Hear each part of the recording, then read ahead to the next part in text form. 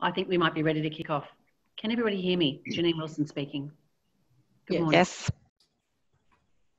I'd like to actually start now. Welcome. I think we have some 60 people on the line at 9:32. East Melbourne PHN acknowledges the Wurundjeri people and other peoples of the Kulin Nation on whose unceded lands our work in the community takes place. MPHN respectfully acknowledges their ancestors and elders past, present and emerging. We acknowledge the important contribution that Aboriginal and Torres Strait Islander peoples make in creating a strong and vibrant Australian society. Okay, so thank you everyone for attending this virtual launch of MPHN's Reconciliation Action Plan. We have in attendance today many MPHN staff and board members, welcome, local representation from our Aboriginal and Torres Strait Islander communities and representation from Reconciliation Australia. So amazing that we're able to do this virtually, I think, in this very strange world we're all in, but terrific that we have the capability to do so and bring everyone together in this way. So I'd now like to introduce Auntie Georgina Nicholson, Wurundjeri Elder, as she takes us through a welcome to country. Thank you, Julie. Hello, my name is Georgina Nicholson and I am a proud Wurundjeri woman. Wurundjeri being part of the Kulin Nation. The Kulin Nation consists of 5 clans and they are Wurundjeri, Boonwurrung, Wathaurong, Tunurong and Djadjurrung. Wurundjeri being all of Melbourne CBD and surrounding country, extending north to the Great Dividing Range, east to Mount Awbor, south to Mordialloc Creek and west excuse me, to the mouth of Werribee River. I would like to acknowledge and pay my respect to our ancestors who walked this land as free spirits. Also our elders past, present and emerging. I would also like to acknowledge all Aboriginal, non-Aboriginal and Torres Strait Islander peoples with us today. I would also like to pay my respect to all elders today. I would also like to acknowledge that this is a very exciting day for you guys for the launch of your RAP. So congratulations with that. That's definitely a step in the right direction. Congratulations. And the wonderful panellists, got to acknowledge you because you're all deadly. You're all great. I love you all. For those of you tuning in from Wurundjeri country, I'd like to say to you, Womanjika, Wurundjeri Balak, Yemen Kundibik.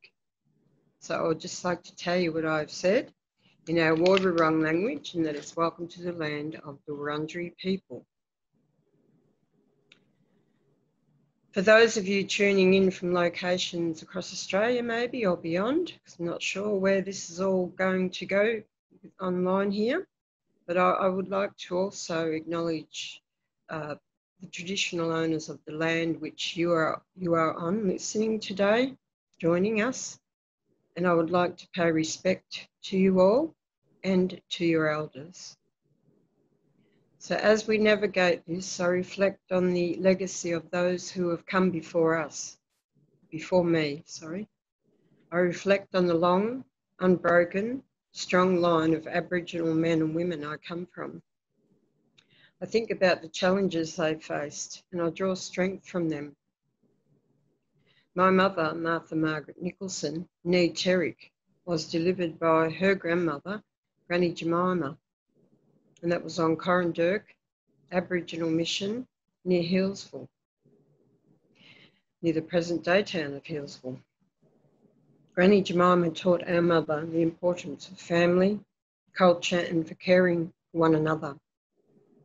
Years later, our mother met a deadly Irishman called Patrick. And they met on a blind date in Melbourne in the early 1930s. In 1937, Mummy and Daddy were married, and back then it was in a registry office, and they had 16 children. 8 girls, 8 boys, and no twins, LOL. In case there's people listening that have had twins. Oh my gosh. So I'm the youngest, and the oldest is my sister, Pat Ockwell. Pat Ockwell is an amazing senior elder. She has made a lifelong commitment to her community and her people. Last year, Sister Pat turned 82. Don't tell her I'm sharing the age either, because she'll kill me. But I share the age for a reason. For an Aboriginal woman to reach this age is a milestone.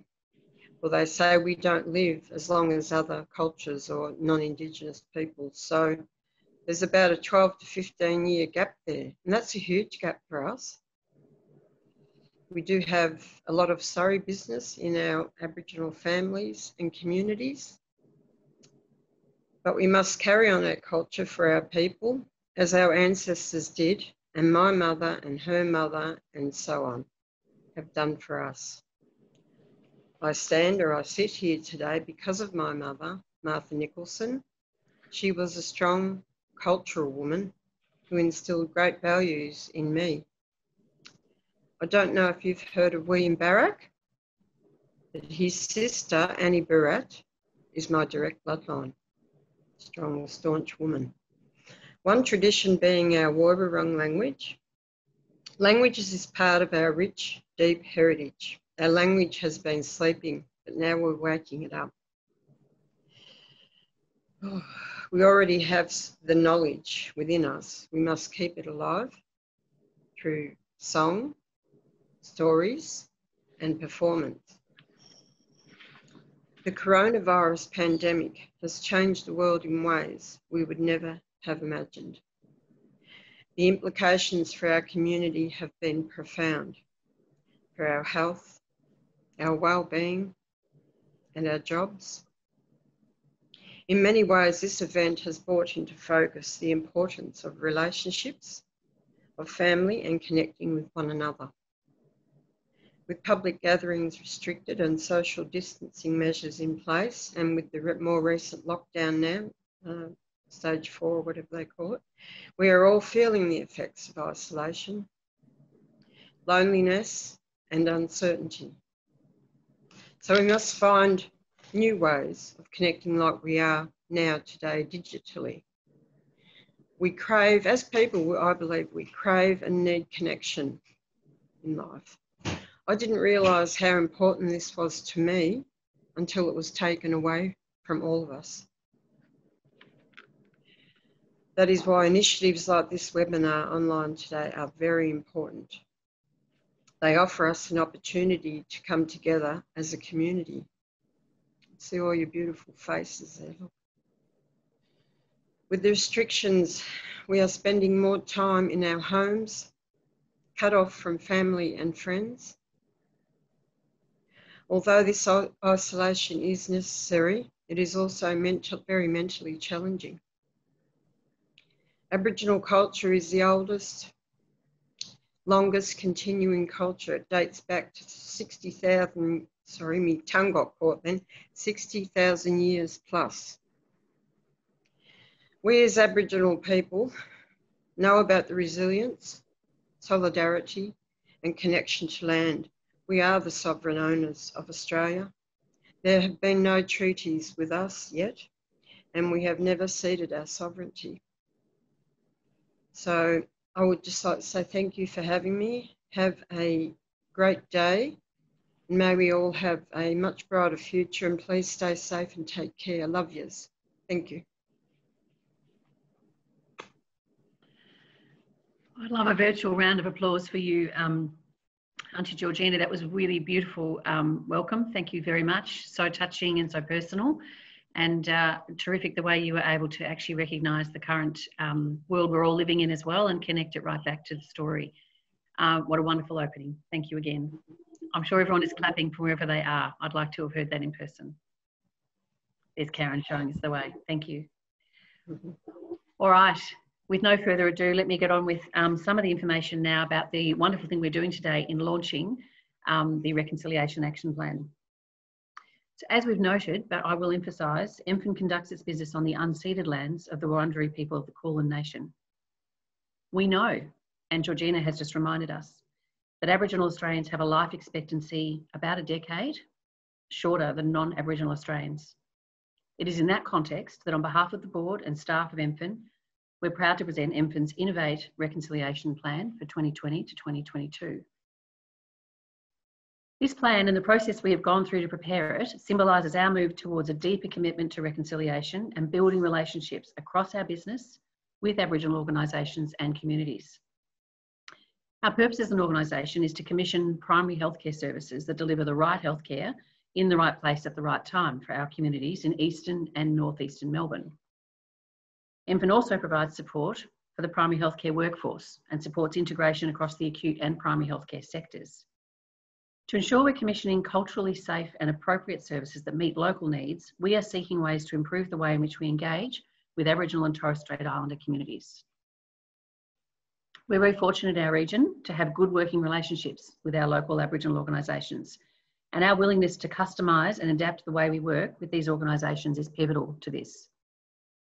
Through developing the Reconciliation Action Plan, we have gained a greater appreciation that strong relationships, Aboriginal self-determination, and a mutual understanding with Aboriginal and Torres Strait Islander peoples are vital to successfully achieving this purpose. Through our Reconciliation Action Plan, we have a great opportunity to continue developing our response to the self-determination needs of Aboriginal and Torres Strait Islander peoples and communities by recognising and acknowledging the strengths of those communities and the importance of their cultural context in the way that we commission services. The development of MPHN's Reconciliation Action Plan was a very long process, I'm told between 1 and 2 years, and I say that because I am relatively new to this process and the beneficiary of its development. It was developed by our Reconciliation Plan Working Group through a series of 3 workshops and input from across the MPHN business, including the board, the Chief Executive, Project Officer and all staff from across MPHN. Aboriginal and Torres Strait Islander communities we work with have provided great creative ideas for inclusion in our Reconciliation Plan and are committed to working towards a positive reconciliation outcome for Aboriginal and Torres Strait Islander peoples, families, young people, organisations and businesses. We want to especially thank Karen Millward, who has been apparently amazing, and Karen, it's lovely to actually meet you here today, for capably guiding us on this journey and for her time to participate in so many forums and meetings to develop the detail of the Reconciliation Action Plan. So with that, we'd love to hear from you, Karen. I'd like to introduce Karen to the forum and invite her to say a few words. Over to you, Karen. Thanks, Janine. I'd also like to acknowledge Auntie Georgina for your very warm welcome to country. It's always amazing hearing you and you put everything in perspective for me to make sure that, you know, we're here for the right reasons and that we're actually looking after each other. So thank you, Auntie, for welcoming us. And I'd also like to, I guess, say that the journey for developing the Reconciliation Action Plan with MPHN was a good one for me as well.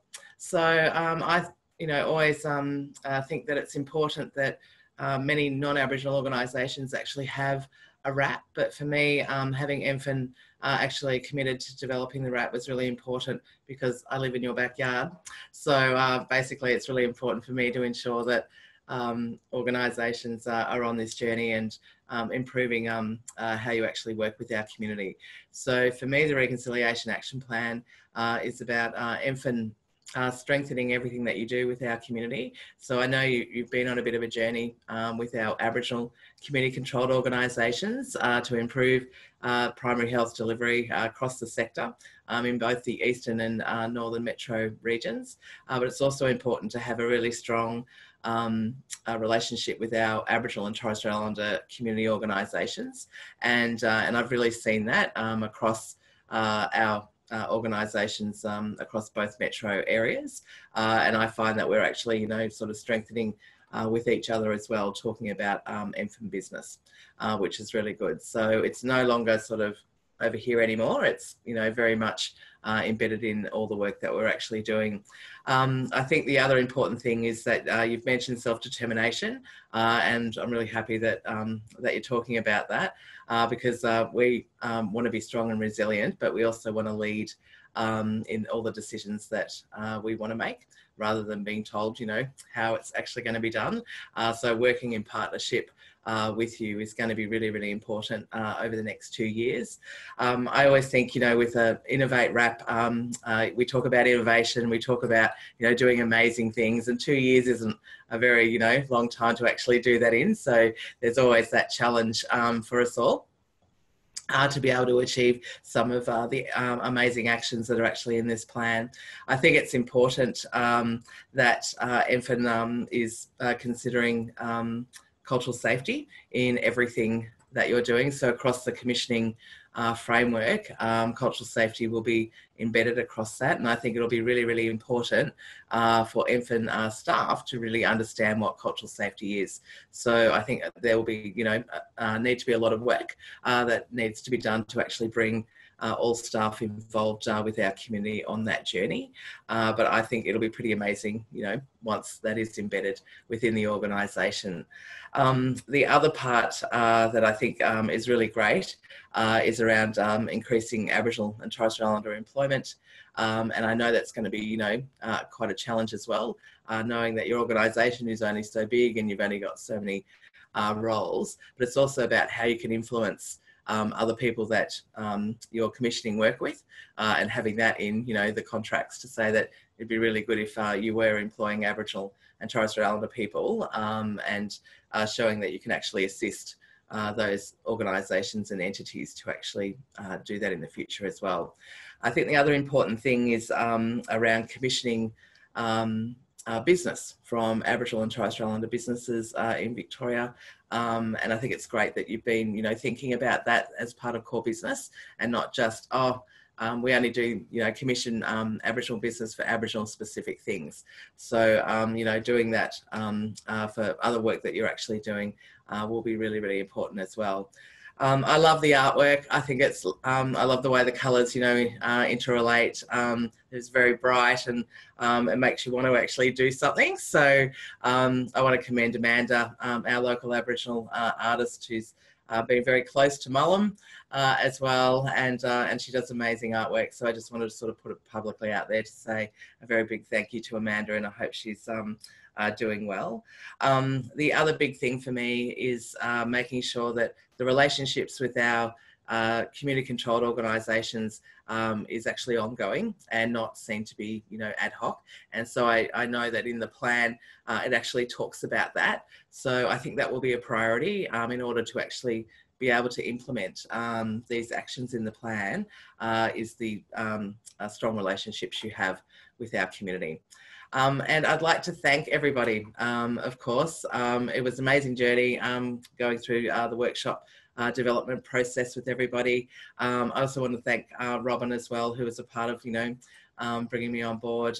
And Graham, you've been amazing as always. It's always good to work with you. And Anya, it's good to have you on board with Emma as well, because of all the amazing experience that you've had with our community in the health space. And I'd like to thank Harry for keeping me on track as well. So he was very good at coordinating all the meetings that we had to have. And Janine, I thank you. I know you're now new to MPHN, but I'd like to thank you for all your support and your commitment to reconciliation and working with our community. So thank you. Another round of applause is what I want in there. But thank you, Karen, for such warm and clearly expert words. It's very clear to me. We've had terrific guidance on this journey, and so thank you once again, and for your very complete words today in recognising this launch and how exciting it is. It's wonderful.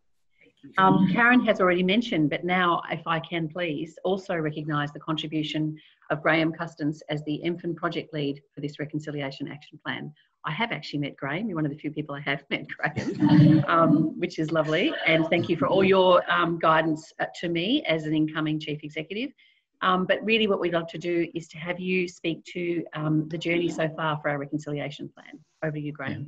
Thank you very much. I also acknowledge the traditional custodians, the Wurundjeri people of the Kulin Nation, on whose unceded lands I'm on, and I pay my respects to elders past, present, emerging, and those present today. And particular thanks, Auntie Georgina, for your beautiful welcome to country. I'd also like to acknowledge the artwork. Amanda Wright did a fantastic job, and the document looks perfect. And also thank you very much, Karen. You've been a wonderful inspiration and support to all of us, and our work continues on with you, which is awesome.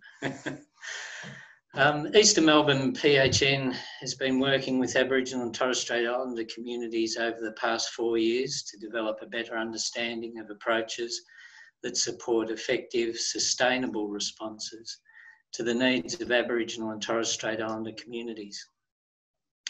We're establishing relationships with the Aboriginal community-controlled organisations in our region and other Aboriginal organisations that provide services and support across our region. Our growing awareness of the negative impact that funding guidelines, commissioning policies and commissioning practices can have when they don't take into account the experience of Aboriginal and Torres Strait Islander communities has encouraged a review of our approach.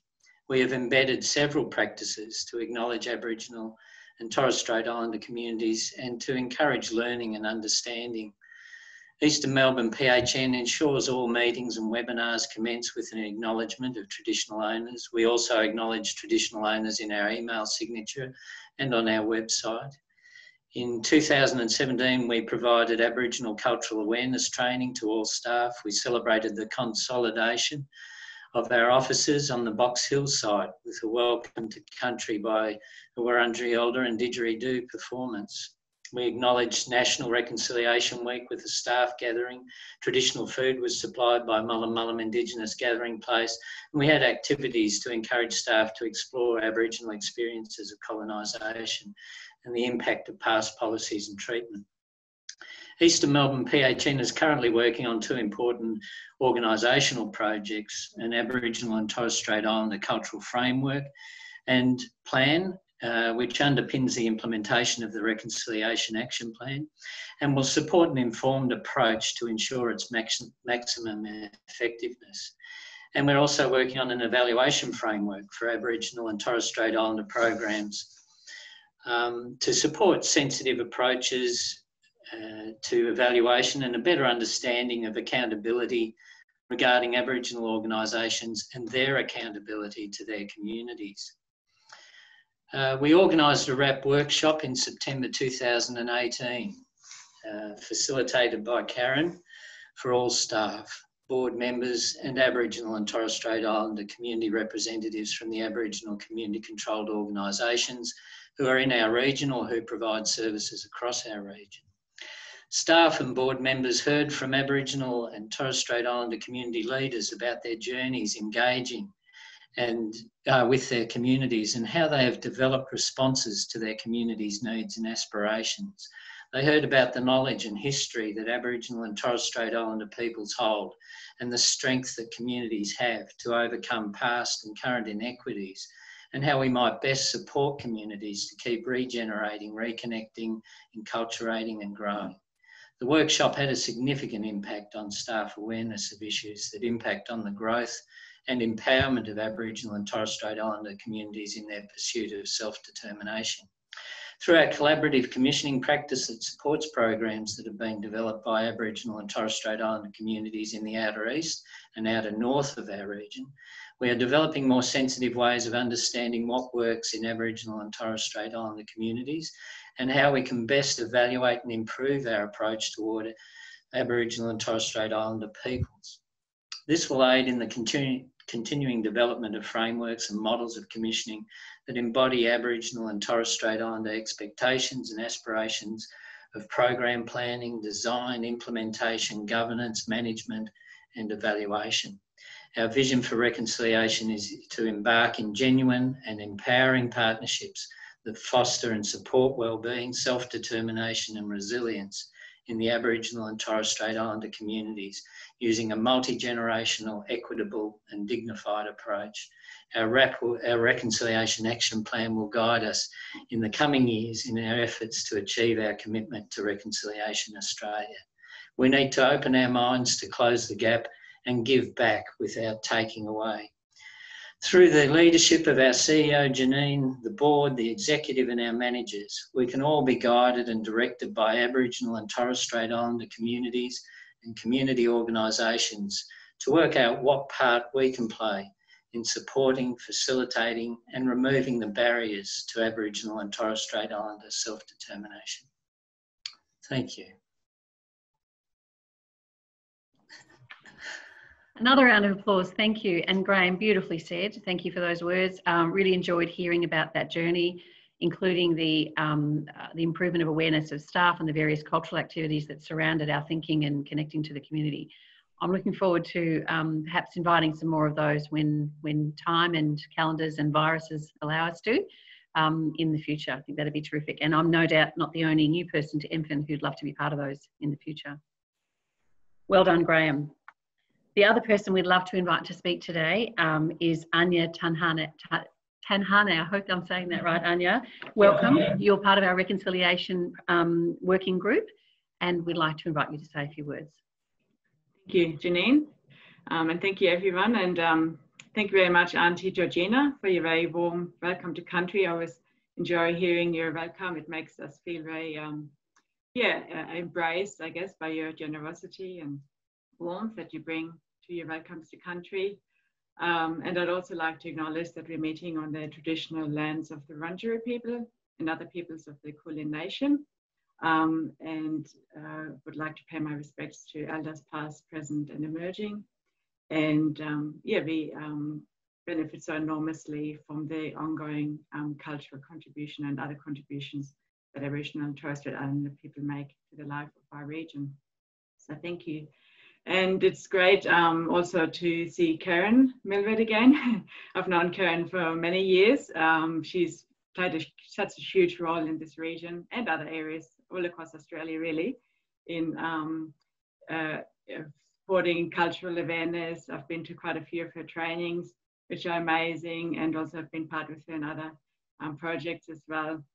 And it's just, it's been such an eye-opener to learn from people like Karen about, the history, but also the cultural importance and some of the ways that we can support our work in the Aboriginal community. And so on behalf of the RAP working group, I just wanted to say a few words. It's fantastic that the RAP is being launched. It's very exciting to be a part of that process. And I think the whole organisation can really benefit from being involved in this process for a reconciliation action plan. And Karen mentioned that one of the key aspects of the plan is to increase the cultural awareness of the staff about how we work with the community. But I also think generally how we work in the health space, because I actually believe we can learn a lot from the Aboriginal community about how we approach health and well-being. And so one of the areas that, and I've personally, my own practice in working in health has been greatly enriched and enhanced by learning about the Aboriginal way of doing these things, of doing health and well-being. And so one of the ways that I've really found with Aboriginal health and the approach to it is very holistic. And we talk about that in mainstream health, especially more nowadays. But in the Aboriginal community, it's really embodied. It's really how health and well-being is lived. So there's no such thing as physical health or mental health or spiritual health, environmental health. They're all connected. And there's no point looking at one of those areas and ignoring all the other factors that sort of feed into our sense of health and well-being. And also that sense of being interconnected. So my understanding is often in Aboriginal languages, there's no such thing as just I, it's always in relationship. I am in relationship to people. I am in relationship to country. And so we're always connected. And Auntie Georgina said that so beautifully, how, the community is so important for us. And now we're realizing even more how important it is for us. But in the Aboriginal community, I've always felt that really strongly, that the sense of community and community well-being is key to our own emotional well-being. And we're not little isolated beings, we're just always in connection with each other.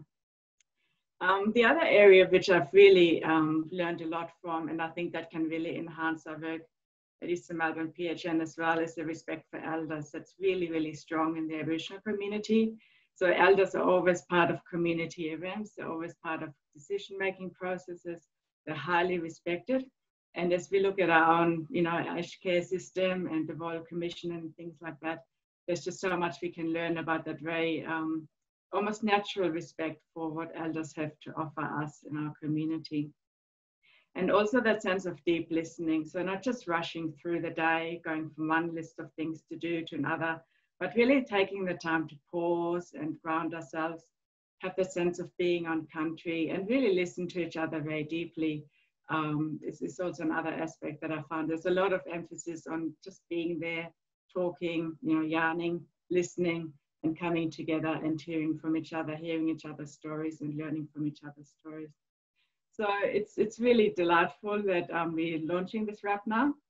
And it's a shame we can't do it in person, but it's been lovely to, have cultural performances, smoking ceremony. I think we'll just have to imagine these for now, imagination, and hopefully down the track we can sort of have that physically coming together as well as a community. But yeah, on behalf of the working group, we're really looking forward to working with the whole organisation, with the Aboriginal community in our area, to try and make a difference about how the way we work and the way we engage.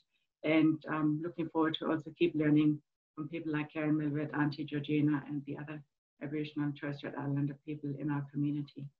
Thank you. Another round of applause. Anya, thank you. Another set of lovely words, and I particularly enjoyed just that emphasis from you about how our Aboriginal and Torres Strait Islander communities really see the whole person and how much we can learn from that when we're looking at health in particular. Thank you so much. Okay, I think we are ready now, can I say, to invite to anyone who's attending today to ask a question. I think we might be doing that through the chat unless someone tells me otherwise. And if so, I've got the chat open and maybe we can facilitate it that way. So I might invite questions from anyone who's attending today.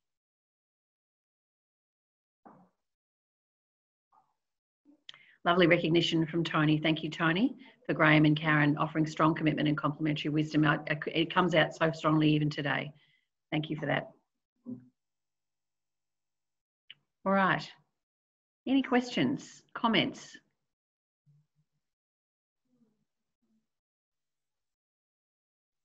Just acknowledge there Claire's comment.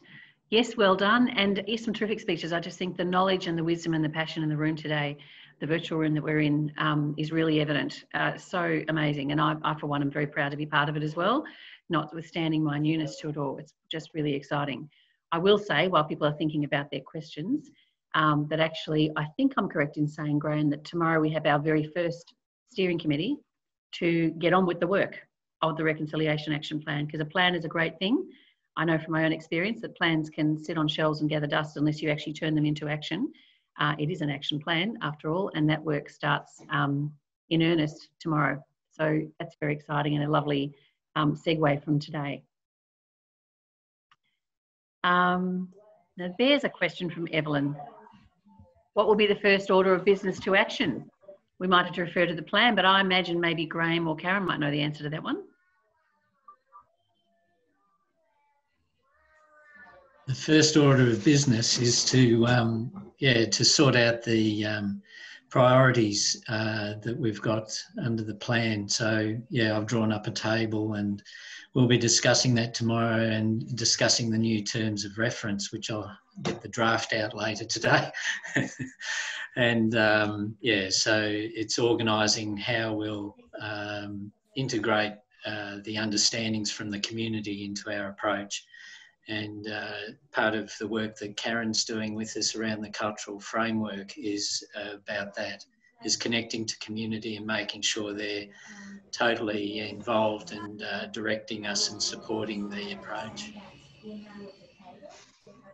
I think one of the important things from the cultural framework is now strengthening the relationship with the Aboriginal and Torres Strait Islander community. So now hearing how they actually want to work with actually implement the RAP actions. So that'll be a key thing.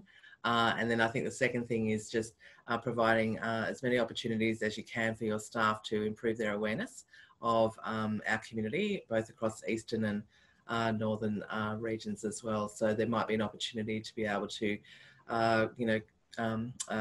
call the organisations in to do sessions as well to improve that understanding at that local level, I think.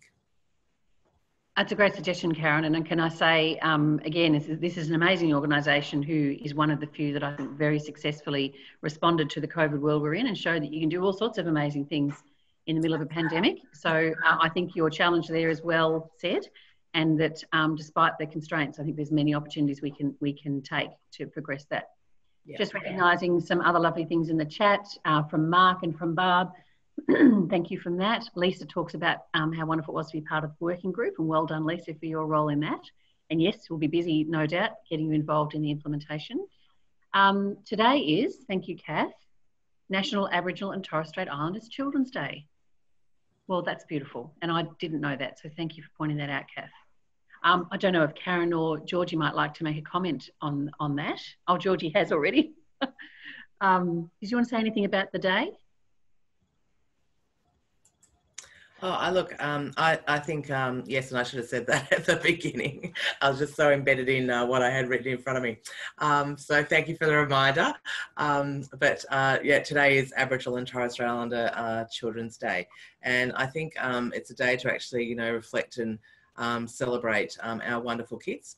And the resilience that our kids actually go through. And I think about all the children that are in out-of-home care, not being able to live with mum and dad, or even in some cases not your direct relatives. So that can be quite often scary for people, but also knowing that we provide all this support in place, and it's good to be able for kids to actually celebrate their culture on this day, even though you should be able to do that every day of the year.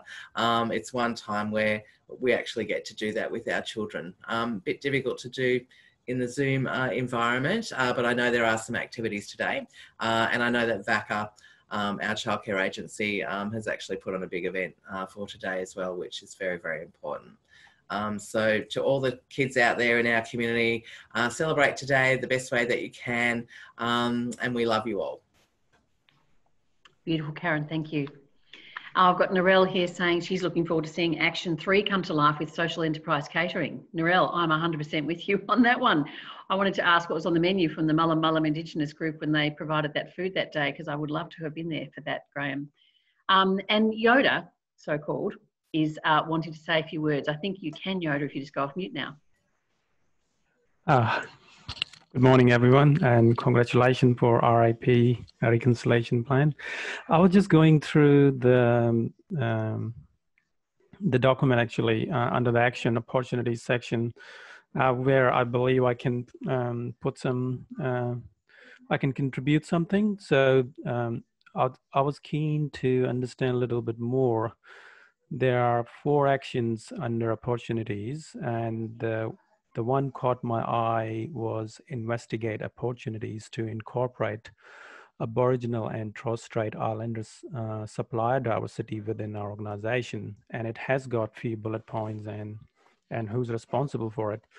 Where I'm coming from, my job is pretty much in the data management area. So I would love to know the suppliers in our area, what kind of services they provide, so we can update our list and have proper communications. And that's something I'm more interested in. And I have spoken to Graham about it. In this area, there are a lot more other actions. So if in some shape or form I can be involved, that would be good. Thank you, Yoda, for making those words. Did anyone want to respond to Yoda? Karen, maybe? Yeah. So just to put my other hat on, I also chair Kinaway, which is the Aboriginal Chamber of Commerce for Aboriginal businesses here in Victoria. So you can contact me directly and I can certainly organise that for you, so we can actually look at the type of businesses that you might want to contract services from. So we can do that directly. So that's an easy thing. Thank you. That, I can organise, so not a problem, Yoda. Sorry, my name is Naveen. This is just a. I knew. There you go. Sorry. Thank you. Yeah, and it has 2 acronyms. One is Yoda and Star Wars, and Yoda is your own data analytics. Oh, okay. There you go. Cool. Okay, very good. Well, Yoda, Naveen, that question was very easy for Karen. I challenge you to ask a tougher one next time. She was all over that one. Okay, another question. Thank you, Catherine. Will there be an opportunity to sit down with each team individually and see where they can improve work in alignment with the reconciliation plan? I want to bring it to my work. I think that's a lovely question. I might throw that to Graham, because I'm sure we can bring that up as part of the steering group, perhaps. Yeah, definitely. The approach will be to embed this throughout the whole organisation. with everybody's approach to commissioning and the work we do. So, yeah, that will definitely be a part of the whole plan, and we'll be organising working groups so people will have the opportunity to work with the governance group, which we're now going to call it from the previous meeting we had with Jeff. But yeah, so there'll be plenty of opportunities for people to participate and learn and grow. Thank you. And it's clearly an appetite there to hear more about it is what I'm hearing from Catherine. So thank you, Catherine, for that. Georgie, can you have a copy of the reconciliation plan to your office? Well, of course you can. Oh my goodness. I would hope that we'd already sent you perhaps one, but can someone please arrange to get that to Georgie? That'd be terrific. I certainly have my copy here now. All right, any other questions or comments?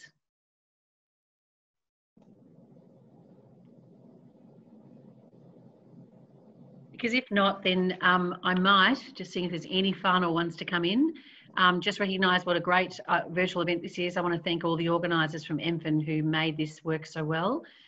We've been live streaming on Facebook. We've been talking with staff and board members and members of our Aboriginal and Torres Strait Islander communities.